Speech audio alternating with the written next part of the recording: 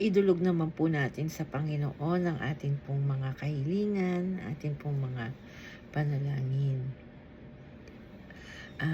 Dinadalangin po ni Sister Candice na yun pong mga produkto na ibebenta po nila Chay sa kanila pong business week ngayong Thursday at Saturday ay maubos at maibenta nilang lahat sa biyaya mo, Panginoon. At dinadalangin niya din po ang favor mo, Panginoon, para dun po sa property ng kanyang mother sa lugar rin po ng Bulacan. At tinataas po namin sa iyo si Kuya Adiel, Lord. Tulungan mo po siya na sa biyaya mo ay matuto po siyang magbasa.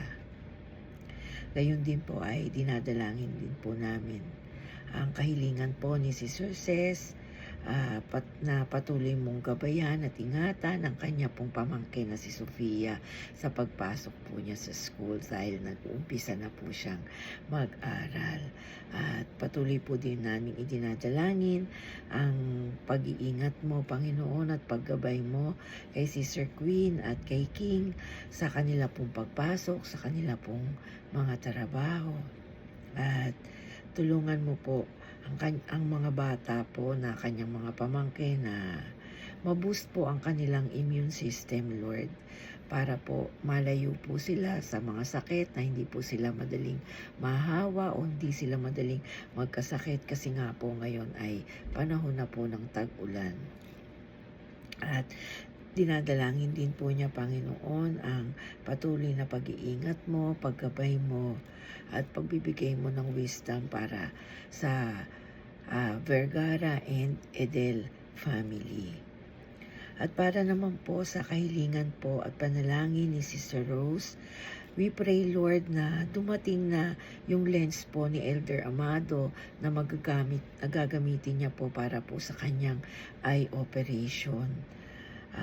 Lord, loobin mo po, Panginoon, na sa lalong madaling panahon, ito ay dumating na para po ito ay magamit na niya sa kanyang darating na operation. Dalangin niya din po, Panginoon, ang maayos na kalusugan para sa kanya pong buong pamilya, sa Adaw family. At gayon din po, Lord, dalangin niya po na patuloy mong iingatan, bibigyan ng kalakasan at karunungan ng kanya pong mga anak na sina Ama Rose, Aldrin at si Brother Wally sa kanila pong mga trabaho.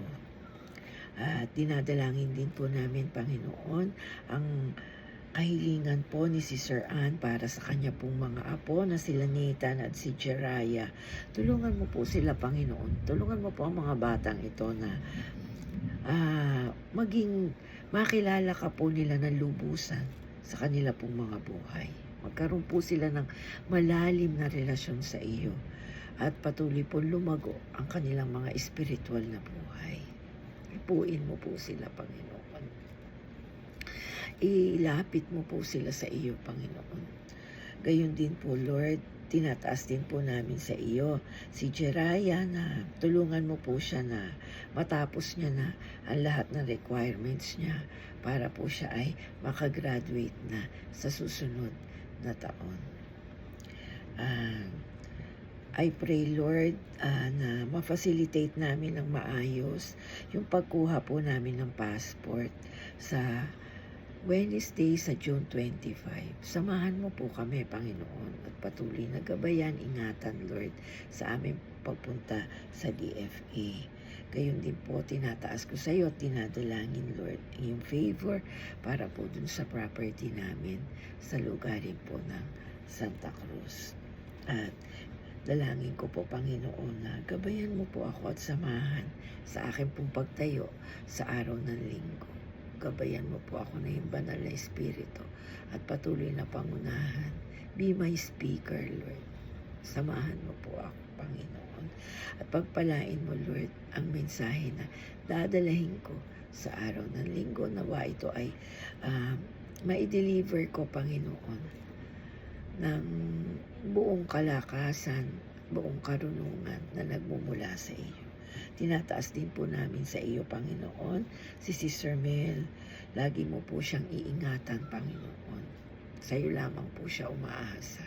Bigyan mo po siya ng patuloy na kalakasan, maayos na kalusugan, at pagkaloob mo sa kanya at sa kanyang buong pamilya ang lahat ng kanila pong mga pangangailangan sa buhay.